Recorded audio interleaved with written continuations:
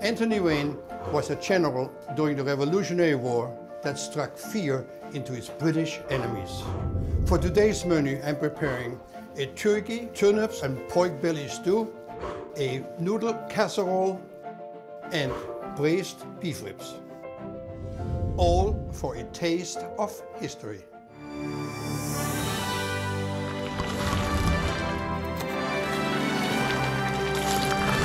Wow, spectacular.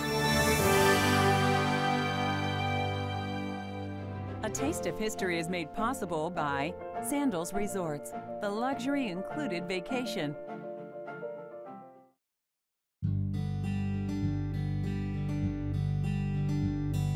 For the first menu in tribute of General Anthony Wayne, I make a turkey, parsnip, rutabaga, and pork belly stew.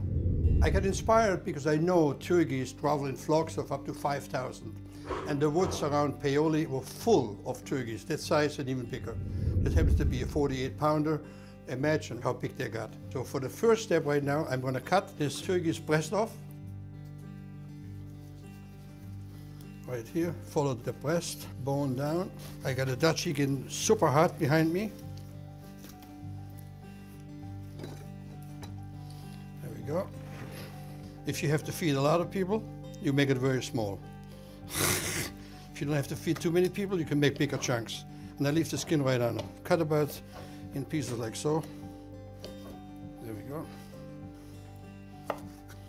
And that's about enough I need, not much more than that. So we get some salt in here, good amount. A little pepper. Just a little white pepper on that. Keep it. All right. Now I'm going to put the schmaltz into the Dutchie.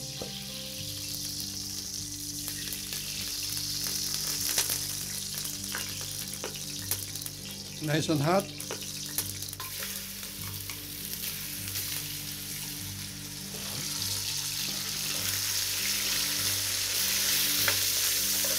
I just want the turkey to be lightly sauteed, not too much color. So the onion goes in now. Onion and the garlic.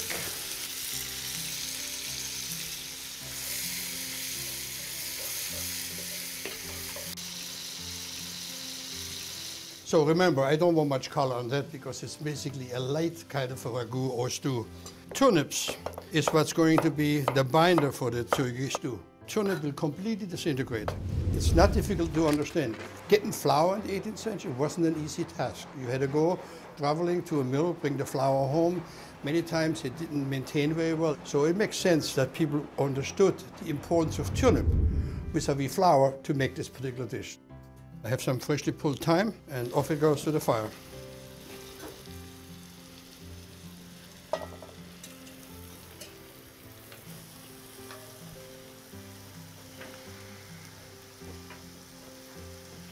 I'm topping it off with a turkey stock or chicken stock.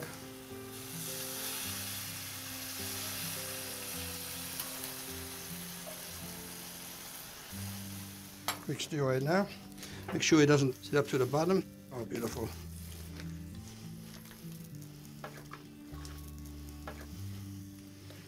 All right. Now the rutabaga will be more firm than the turnips. So however you want to cut it is however you want to see it later. So ideally, I think a coarse dice might be the right thing to do, like so. I'm going to lid the stew in a little bit. Let it sit next to the fire to absorb the heat and let it simmer away. And it takes about 30 minutes to 40 minutes for the turnip to disintegrate. The turnip is the base, the rutabaga will be identifiable later. Some people also put potatoes into it. I let potatoes out because I'm serving this with a noodle casserole in a bit. 10 minutes or so, and then lid it and set it right next to the fire. And then, as you know, my pots absorb the heat. And it's going to be done when the other two recipes are completed. Mad Anthony Wayne was not a madman. He was a disciplined leader that bravely guided his troops to battle. Born into a family lineage of military distinction, General Anthony Wayne possessed a fierce temper and an aggressive approach on the battlefield. His tactics would draw the ire of critics, but also the respect and praise of his supporters, among them General George Washington. One of the similarities between General Washington and Anthony Wayne was that they were both enraptured with military precision and military history, and they both were very, very aggressive. Wayne was a hothead, there's no doubt about it. Every time they would hold a council of war, when they asked Wayne's opinion on what to do, his answer was fight.